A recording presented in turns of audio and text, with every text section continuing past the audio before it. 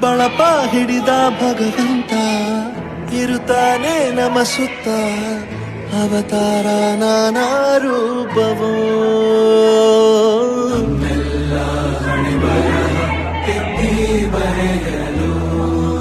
ಕತ್ತಲೆಯಿಂದ ಬಂತ ನಮ್ಮ ಕೈಯ ಹಿಡಿಯುತ್ತ ಕರೆದೊಯ್ದ ಬೆಳಕು ತೋರಲು ನಮ್ಮ ಬೆಳೆಸಲು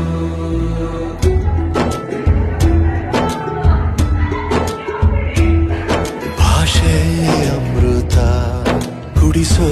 ತಾಯಾಗಿ ಭಾಷೆ ಅಮೃತ ಕುಡಿಸೋ ತಾಯಾಗಿ